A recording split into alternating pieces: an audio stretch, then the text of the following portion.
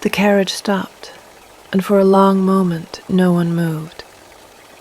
Outside, a fine April rain was failing to commit to itself, neither falling nor lifting, only hovering against the windows like breath against glass. Inside, on the worn velvet of the seat, a girl of 18 was counting. She had been counting for 3 days. 62 miles from the house she had grown up in.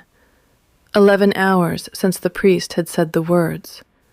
4 since she had last eaten.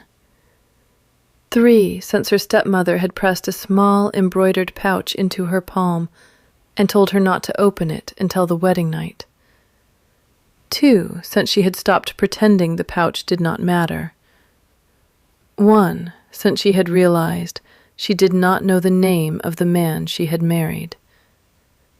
Not really. Not the man. Only the title. Duke of Hallowmere. Owner of 40,000 acres of moor, of 3 rivers and a chapel older than the kingdom, of a debt her father had owed and could no longer carry. The man who had bought her, sight unseen, for the price of that debt, and the seal pressed into a bit of red wax. She had a few seconds to decide whether to step out of the carriage as the bride she had been told to be, whether to step out as the daughter she had been before, whether, when the door opened, to keep her face composed in the way her governess had drilled into her, or to let it show, even for an instant, what she actually felt. She had been told he was monstrous, not by anyone who had seen him, by everyone who had not. He has not been out of that house in 9 years, her stepmother had said, fanning herself with the news as if it were warm. They say he can no longer walk. They say he eats off plates the size of platters. They say his physician has stopped speaking to him. They say. They say. They say.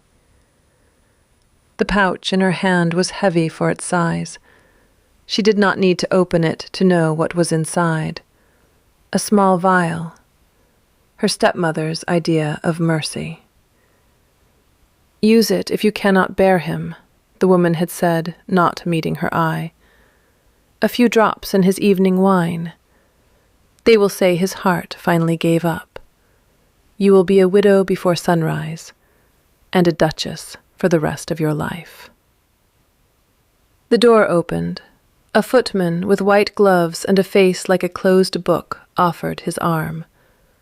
Beyond him, a wide gravel sweep, a low staircase of pale stone, and a house that did not look at all the way she had imagined. She had imagined a fortress, a great clenched fist of a building, all towers and shut windows.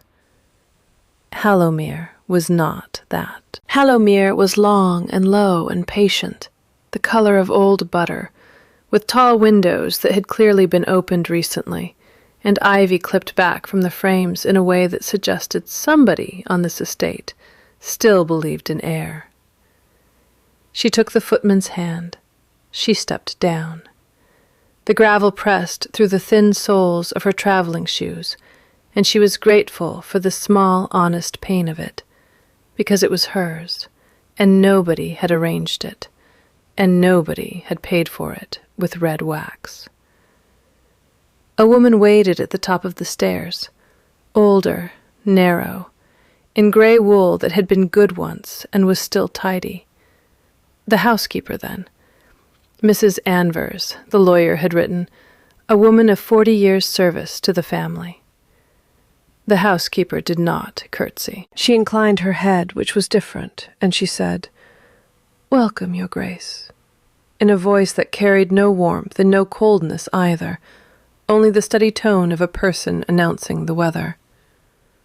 The girl had not yet been called Your Grace in a way that felt real. She let it pass without flinching. "There is the matter of the household to settle," the housekeeper said. "There is the matter of the rooms. There is the matter of dinner. There is also the matter of His Grace. She paused on the last, as if to give it the dignity of its own breath. He is asked to see you before the dinner is served, alone, if you are willing. She was willing. She was not willing. She was 18, and she had been raised to say, of course, in any tone of voice required of her, and she said it now. And Mrs. Anvers did not smile, but something in the angle of her shoulders shifted, as if a small weight had moved from one side of her to the other. This way, the housekeeper said. They went up the stairs. The hall inside was wide and quiet, with a black and white floor that had been worn smooth in the line a person would walk between the door and the staircase, and the smell of beeswax and wood smoke, and something else, something herbal, mint perhaps, or feverfew. There were no portraits. She noted that and tucked it away. A house this old without portraits was a house that had decided, at some point, not to be looked at by its own ancestors. She wondered who had made that decision, and when. They climbed, not to the grand floor where a duke ought to wait, past it, to a smaller landing, and then through a door that did not announce itself, into a corridor lit by a single tall window at the far end. The window was open. Rain that was not quite rain came through it, and the floor beneath was darker by an inch from years of that small, wet honesty. At the end of the corridor was another door, plain oak, brass handle worn to the shape of a hand. Mrs. Anvers stopped before it. She did not knock. "He does not like to be startled," she said. "He will know we are here." She let the silence hold. From the other side of the door, after a moment, a voice. Low, even, slower than the girl had expected. "Come in, please, Mrs. Anvers, and bring her." She had imagined a bedchamber crowded with the apparatus of a sick room, basins, bottles, a great bed sagging in the middle under the weight of its occupant. She had imagined the smell. She had been told again and again by people who had never been in this house what the smell would be. It was not that. It was a long room with a high ceiling and 3 windows, all of them open, and a fire in the grate that was small and well kept, and a desk under the center window heaped with books and papers in the orderly chaos of a person who actually used them. There was a bed, yes, large, neatly made, but he was not in it. He was at the desk. He was turned in his chair to face the door. He was waiting. And he was not what she had been told. He was a large man, that part was true, broad through the shoulders and broad through the chest, in a way that took up space honestly rather than apologetically. And yes, his frame carried more than the fashion of the season approved of, more than a portrait painter would have flattered, more than the gossip in her stepmother's drawing rooms had bothered to be accurate about. But he was not the swollen, immobile, plate-fed grotesque she had been promised. He was sitting upright. He had risen to do so, she realized. She had not seen him stand, but the chair was pushed back as a person pushes a chair back when they have just stood and then chosen to sit again. There was a cane leaned against the desk within reach, and the angle of it suggested use rather than ornament. His hair was dark and going gray at the temples in 2 careful streaks, as if grief had been measured out to him in even portions. His eyes were gray as well, and tired, and absolutely alert. He looked at her the way a person looks at a letter they have been waiting a long time to open. "You are welcome here," he said. He did not say, "Your Grace." He did not say, "My dear." He did not say, "My wife." He said, "You are welcome here." and the simplicity of it sat down between them like a third person who had not been invited, but was clearly going to stay. She inclined her head, the small fraction her governess had drilled into her, and she found that she could not, for a moment, speak. He did not fill the silence. "Mrs. Anvers," he said, after a beat that was almost kind, "would you ask them to delay dinner by half an hour?" Mrs. Anvers said, "Yes, Your Grace," and went, and the door closed behind her with the soft, deliberate click of a door that had been closed by a person who knew how doors should be closed. "Please," he said, "sit.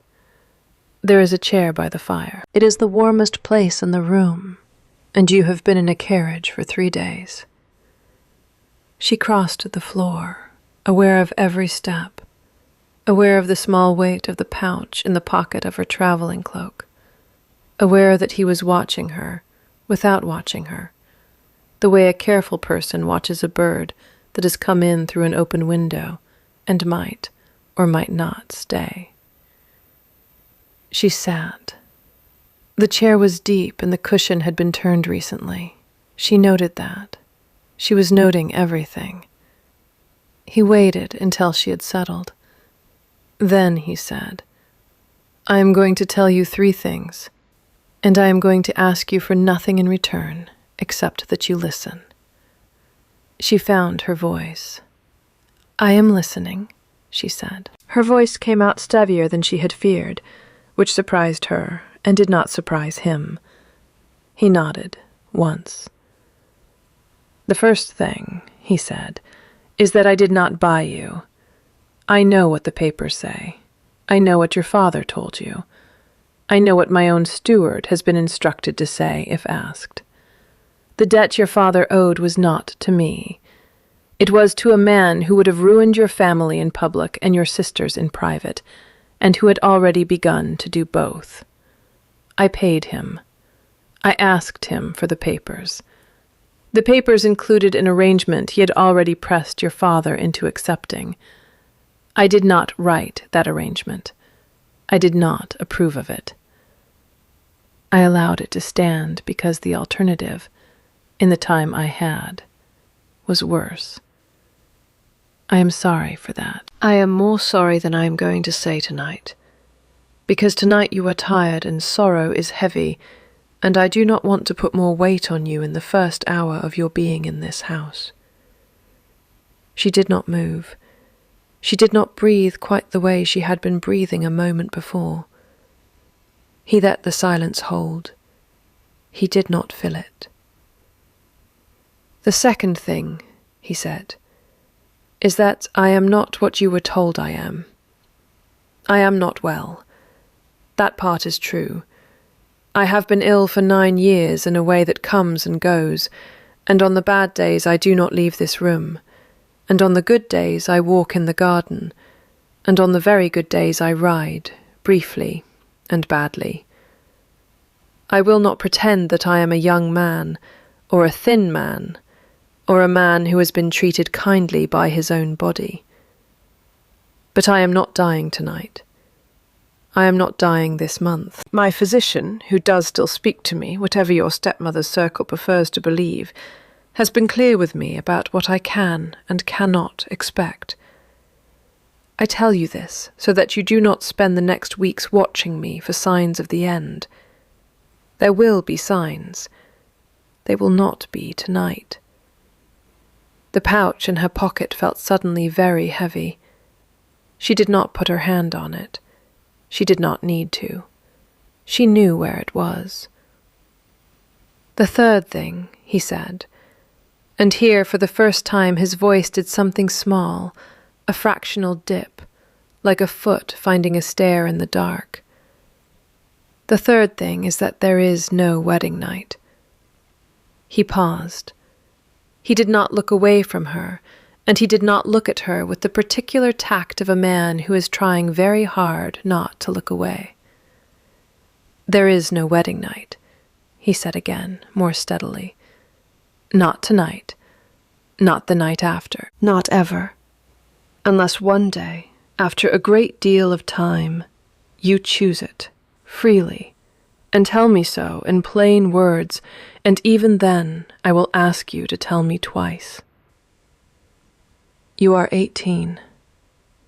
You were given to me 3 days ago by people who had no right to give you.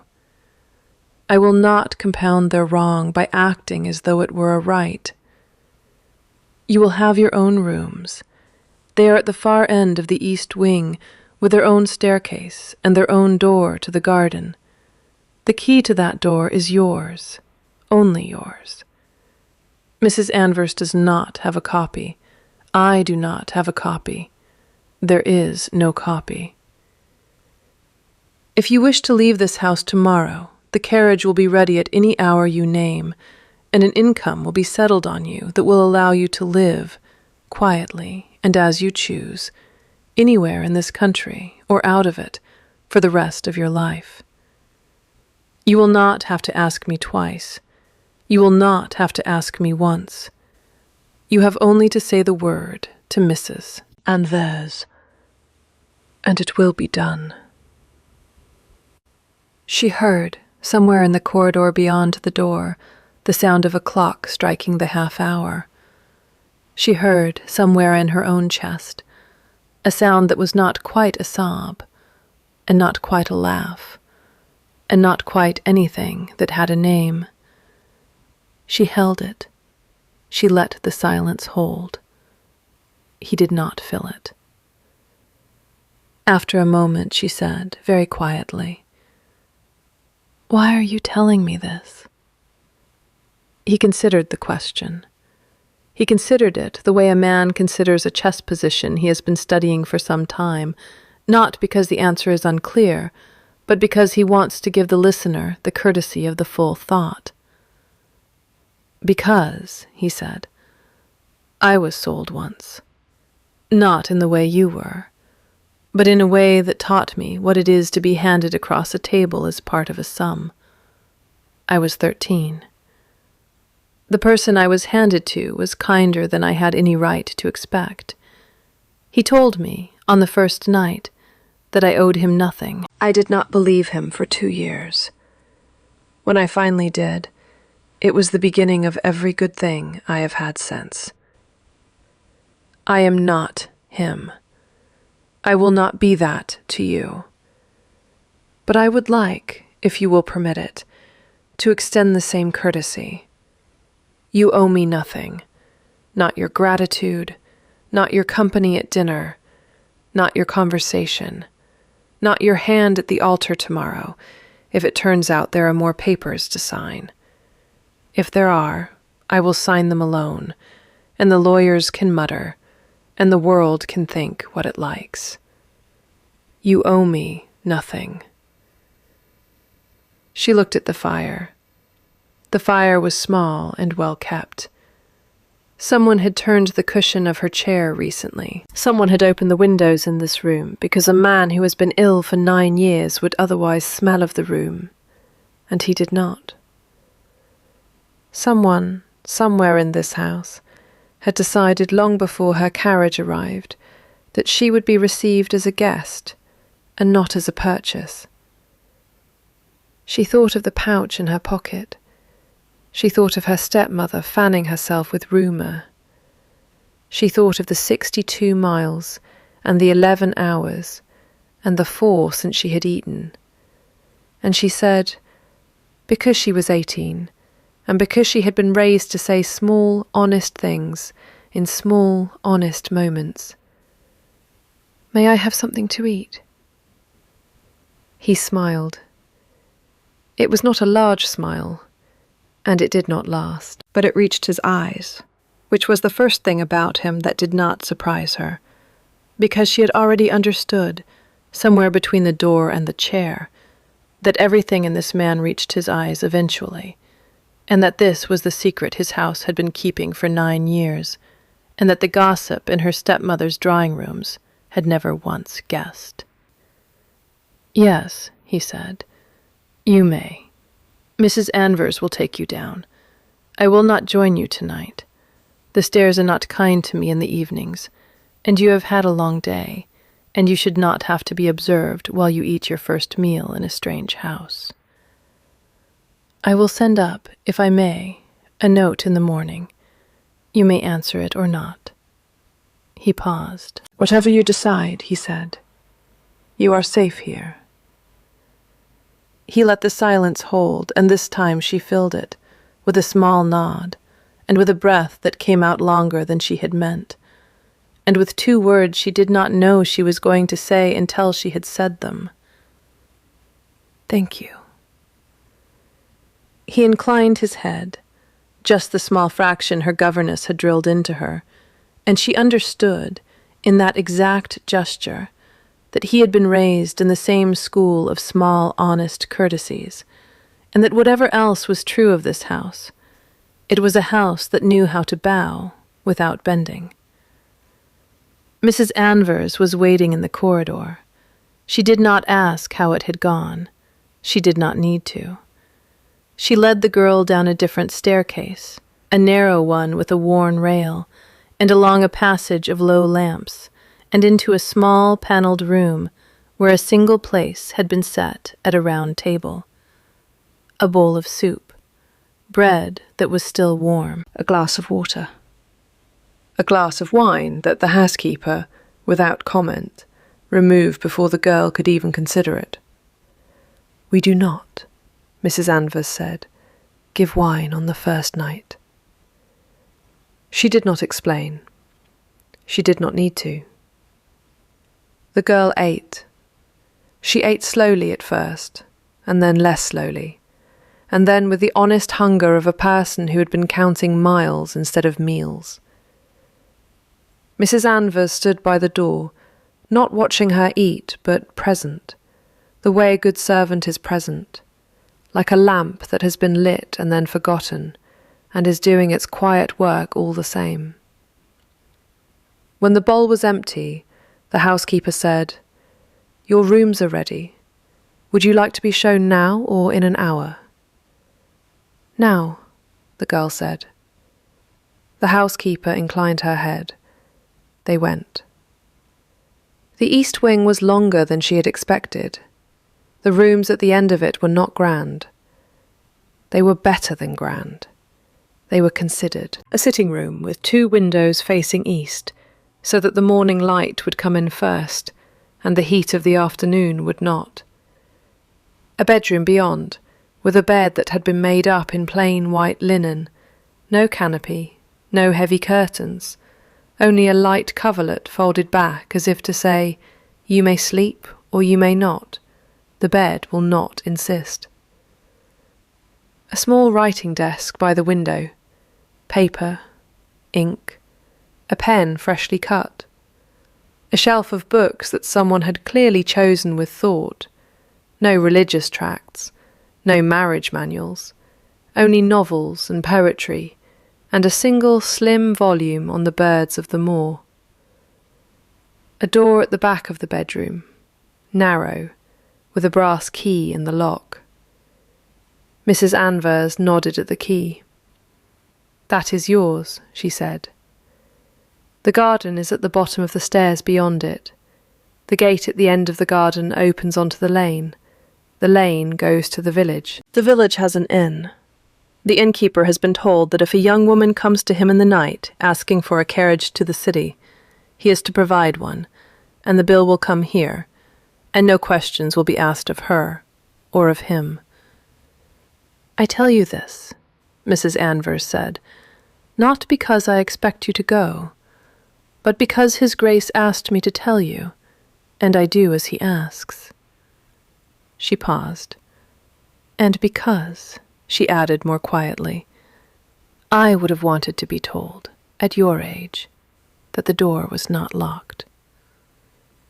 The girl sat down on the edge of the bed, the pouch in her pocket pressed against her hip. She took it out. She held it in her palm. It was very light now that she knew the weight of the room around her.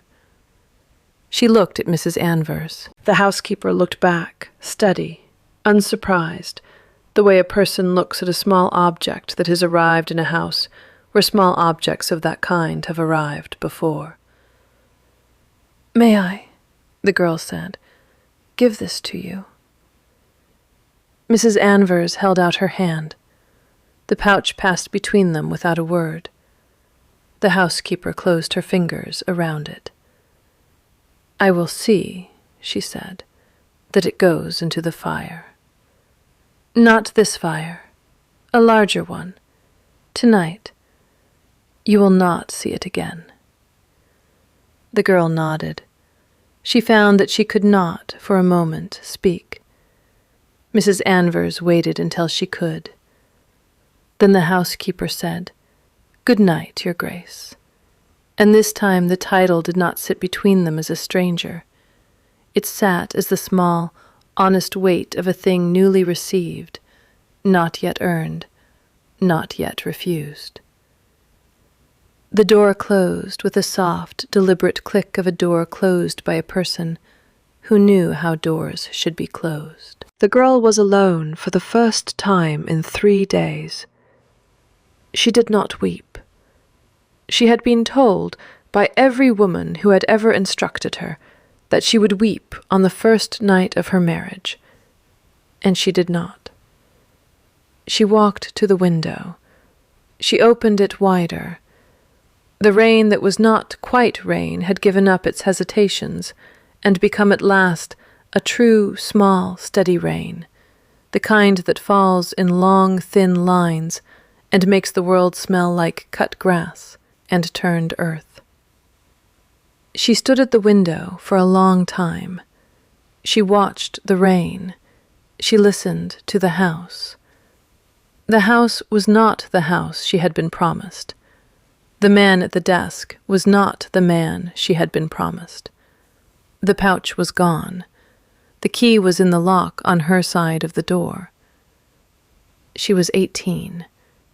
She was tired in the bones of her hands. She thought of her father, who had signed the paper, and of her stepmother, who had pressed the pouch into her palm, and of the man 2 floors away who had told her, in plain, steady words, that she owed him nothing.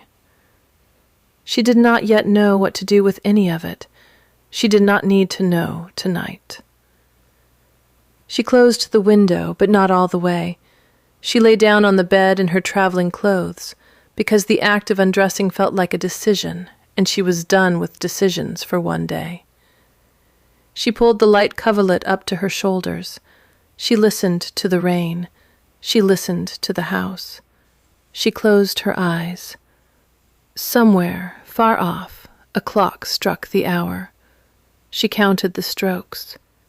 She lost count at 6. She slept. In the morning, the note came. It was on a small square of cream paper, folded once, sealed with a plain wafer of wax that bore no crest. She unfolded it at the writing desk by the east window, with the morning light coming in exactly the way someone had planned it to, and read it slowly, twice. There is a path through the kitchen garden to a stone bench under a pear tree. The pear tree is in flower this week. If you would like to see it, Mrs. Anvers will show you the way at any hour you choose. I will not be there. You will not be disturbed. There is a second note enclosed, in a separate hand, from my physician, who has asked me to ask you whether you would be willing to receive him for a brief courtesy call this afternoon, so that he may explain to you the state of my health in the same plain words in which he explains it to me. You are under no obligation. I tell you only that he is a kind man and a careful one, and that I would not have him visit you unless you wished it. There was no signature. None was needed. She read it a 3rd time. She thought of the pear tree. She thought of the path. She thought of the small, steady kindness of a man who had not asked to be married to her and had been honest about it before the wax had cooled. She took up the pen. She dipped it. She wrote, in a hand that had been called too plain by her governess, and that she had always preferred for that reason. I would like to see the pear tree at 11. I would be glad to receive the physician at 4. Thank you. She folded the paper. She did not seal it. She did not feel that a seal was needed in this house. She put it on the small silver tray by the door. Within the hour it had been collected and taken away. Within the hour, in another room, a man who had been told for 9 years that he was dying read it twice, and folded it, and put it in the drawer of his desk where he kept the small, honest things, and sat for a long while at his window, and did not say anything, because the room already knew. The pear tree was in flower. It was in flower the way pear trees are in flower in the 2nd week of April, when the rain has been gentle and the wind has been mild, which is to say, recklessly, generously, with no concern at all for the dignity of the gardener or the patience of the bees. The girl sat on the stone bench beneath it for nearly an hour. Mrs. Anvers had walked her to the gate of the kitchen garden, and then, without a word, had turned and gone back to the house, leaving her to find the bench herself, which she understood was a gift, and accepted it as one. She watched a bee work a single blossom for longer than seemed reasonable. She watched a thrush carry a piece of straw twice its length across the wall, and lose it, and try again. She watched the sky, which had decided to be blue today after all, with the small, bewildered enthusiasm of a sky that had not expected to be asked. She thought about the note. She thought about the physician. She thought about the man at the desk, and about the boy of 13 he had once been, handed across a table as part of a sum. She thought about her own sisters at home, who were 14 and 11, and who would now not be handed across any tables, because of a piece of red wax and a debt their father had not been able to carry. She had not, until that moment, understood that this was also true. She understood it now. She sat with the understanding, the way a person sits with a heavy coat in a warm room, not yet ready to take it off, but no longer needing it for warmth. When she came back to the house, there was a small tray in her sitting room with tea and a single early strawberry, and a folded note from the cook, in a hand that had clearly been guided by Mrs. Anvers, asking whether Her Grace had any preferences as to breakfast, and whether Her Grace was averse to mushrooms. She wrote back that Her Grace was not averse to mushrooms, and that Her Grace would be grateful for whatever the cook thought best, and that Her Grace would like to send her compliments on the bread, which had been the best bread she had eaten in a year. The cook, 2 floors away, read the note and folded it, and put it in the drawer of her own desk, where she kept the small, honest things, and said nothing to anyone, but the bread, for the rest of the week, was even better, which was the cook's way of bowing without bending. The physician came at 4. He was a small, spare man, with gray hair and a kind, careful face, and he sat across from her in the smaller drawing-room with a cup of tea he did not drink, and he told her, in plain, steady words, exactly what was true, and exactly what was not true, about the man she had married. He told her about the illness, which had a name she had not heard before, and which she made him repeat twice so that she could carry it in her mouth honestly. He told her about the heart, which was tired but not failing, and about the joints, which were worse, and about the lungs, which were the part everyone worried about, and which he himself worried about less than the gossip suggested. He told her about the good days and the bad days, and the days in between, and about the things that helped and the things that did not, and about the long, slow, patient work of keeping a body that has been ill for 9 years from being ill for 10, He did not, at any point, tell her what she should do about any of it. He did not tell her to love the man. He did not tell her to leave him.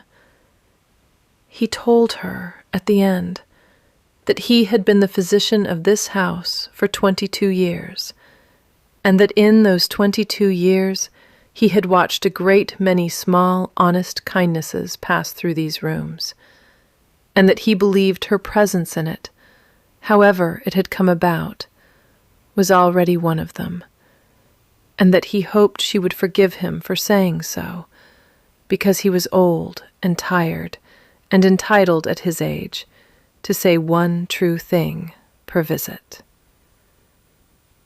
She did not weep then either, but she came very close.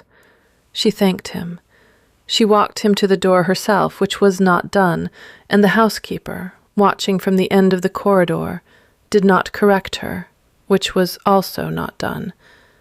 And the physician, halfway down the drive, looked back once at the house, and lifted his hat to a window where no one was standing, and went on his way. That night, for the first time in 3 days, she undressed before she lay down. She put her traveling clothes over the back of the chair.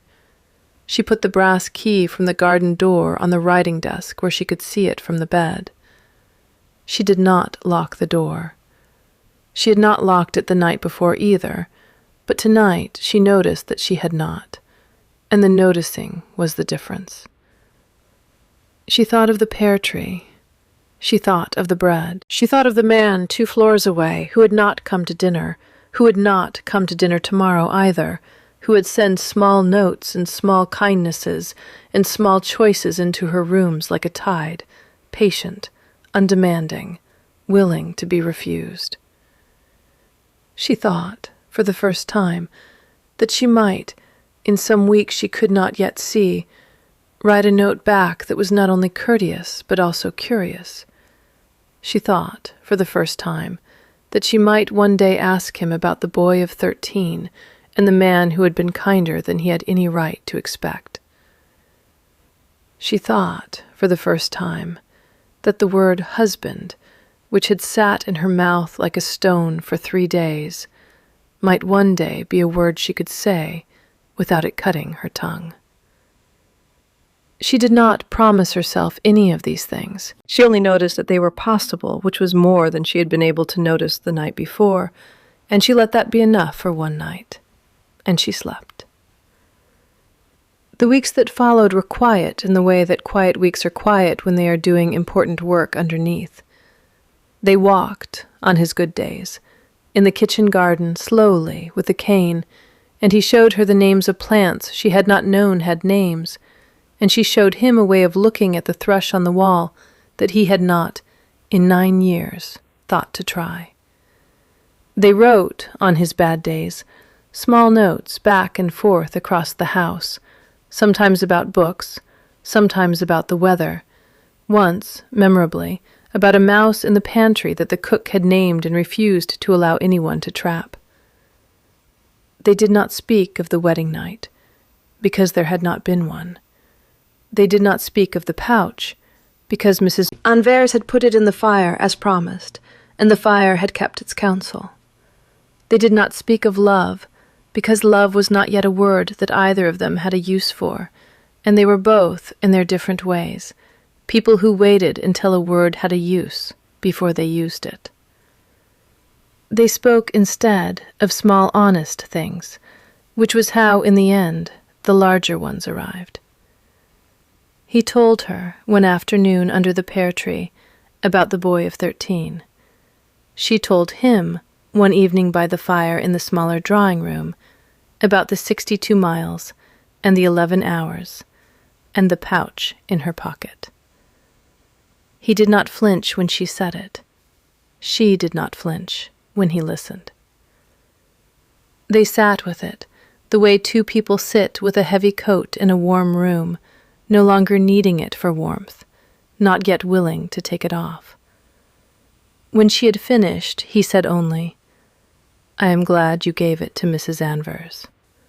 I am glad the fire was a large one. He did not say more. She did not need more.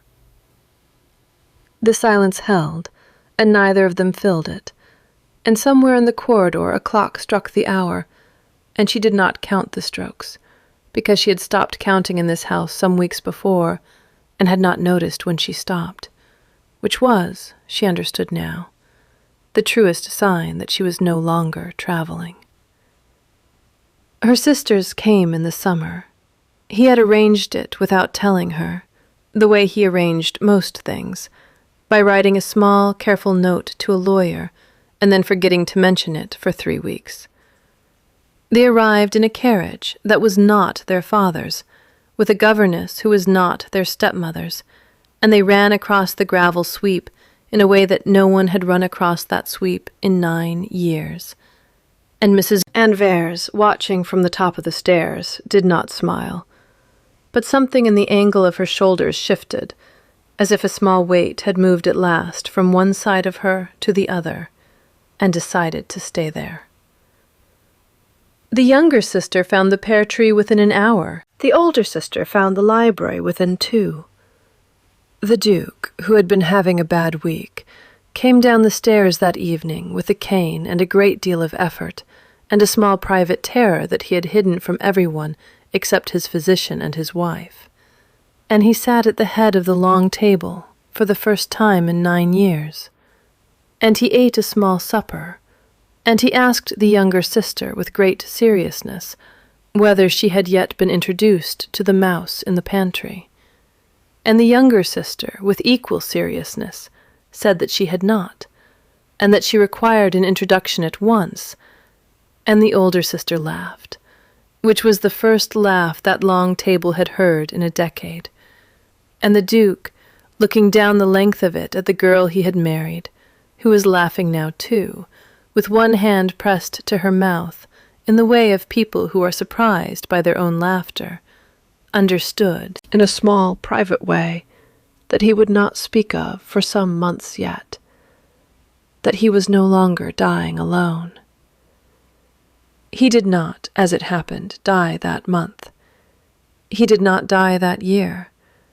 The physician, whose one true thing per visit had become a small private joke between them, said one afternoon, with the particular dryness of a man who had been wrong about a thing in the most pleasant possible direction, that he had begun to suspect his patient of stubbornness.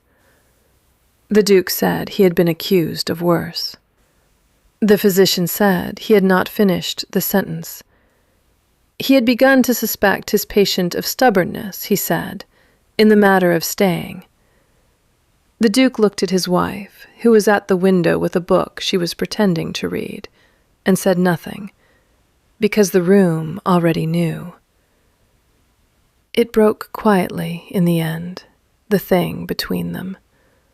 Not on a grand night, not in a great scene. On an ordinary afternoon in the second autumn, in the smaller drawing-room, with the rain that was not quite rain hovering against the windows the way it had hovered on the day she had arrived.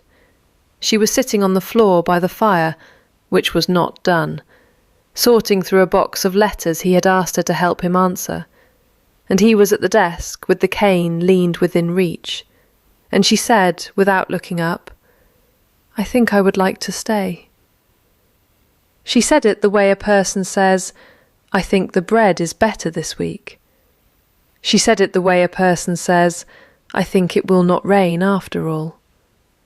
She said it, and she did not look up, because she did not want to make a scene of it, and she had learned in this house that the most important things were the things one did not make a scene of.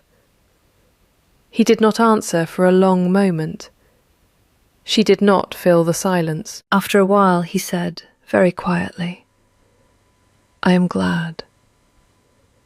He said it the way he said most things. He said it the way the room had learned to say things. He said it, and he did not get up from the desk, and she did not get up from the floor, and the rain did not commit itself one way or the other, and the fire was small and well kept, and somewhere in the corridor A clock struck the hour, and neither of them counted the strokes. They were married, in the end, properly, on a Tuesday in the following spring, in the old chapel on the estate, with the pear tree visible through the open door, and her sisters in the front pew, and Mrs. Anvers at the back with the handkerchief she pretended not to use, and the physician in the second row looking dryly pleased with himself, as if he had been right about a thing all along and had been waiting only for the world to catch up. The Duke walked the length of the aisle on his own feet, slowly, with the cane, and he did not apologize for the slowness, and she did not hurry him, and the priest, who had been told to keep it brief, kept it brief. They did not exchange long vows. They had said the important things already, in small, honest moments, in small, honest rooms, over many small, honest months. They said only, each in turn, "I will." She said it twice, because he had asked her, long ago, to say it twice if it ever came to that, and she had not forgotten. He laughed when she said it the second time. It was a small laugh, and it did not last, but it reached his eyes. As for the others, her father, who had signed the paper, lived another 11 years in a smaller house with a smaller staff, and was not invited to the chapel on the Tuesday, and understood, in the way that such men eventually understand such things, that he had not been invited for reasons he was not entitled to ask about. Her stepmother, who had pressed the pouch into her palm, married a baronet with a louder voice and a smaller fortune, and was last heard of complaining about the quality of the candles at a country ball, which seemed, on balance, a fitting end. The man who had held the debt, and who would have ruined her sisters in private, was found 2 winters later to have ruined himself in public, by means entirely of his own making, and the Duke, when told the news over breakfast, said only, "How obliging of him," and asked for more toast. The cook's mouse in the pantry lived to a great age and produced a dynasty, none of whom were ever trapped, by standing order of the Duchess. Mrs. Anvers stayed 40 more years in the house and trained 3 generations of housekeepers in the small, honest art of knowing how doors should be closed, and was buried, by her own request, under the pear tree, which by then had been joined by 2 others, planted by the Duke on the occasions of the births of his daughters. The physician outlived everyone he had any business outliving, and continued, to the end, to say one true thing per visit, and would not be drawn on which of his patients had given him the habit.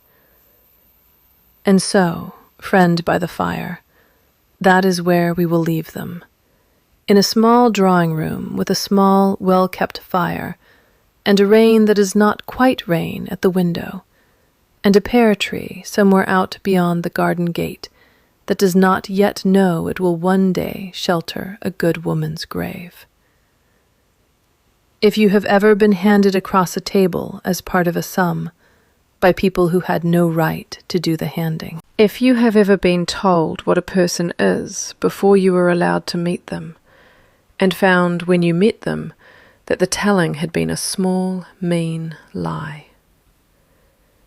If you have ever sat in a strange room on a strange evening with a heavy thing in your pocket, and chosen, against every voice that had raised you, to give the heavy thing away.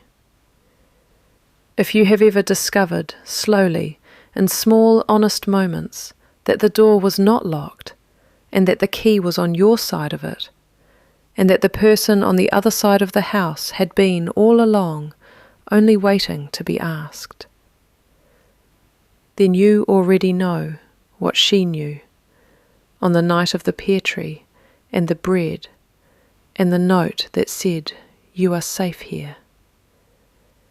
You know that the cruelest stories we are told about other people are almost always told by people who have never been in the room. You know that kindness, when it is real, arrives quietly and asks for nothing and waits. You know that the wedding night that mattered, in the end, was not a night at all, but a long, slow, patient season of small, honest things, and that the secret of it, the secret she carried out of that first room and into the rest of her life, was simply this: he had been kinder than she had any right to expect, and she had let him. Tell me, before you go, which moment stayed with you? Was it the pouch passing from her hand to Mrs. Anvers without a word? Was it the note about the pear tree, unsigned, because no signature was needed in that house? Was it the Duke at the head of the long table, after 9 years, asking a child whether she had yet been introduced to the mouse? Or was it the small line on the floor by the fire? I think I would like to stay, said the way a person says, I think the bread is better this week. Whichever it was, carry it with you. Set another log on your own small fire. Pull your blanket a little closer.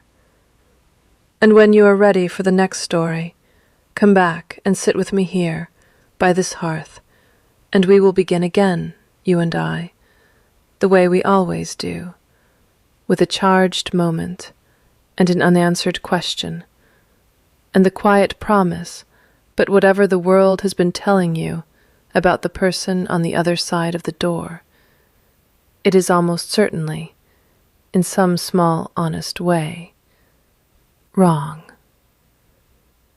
Good night, friend. Sleep gently. The fire will keep.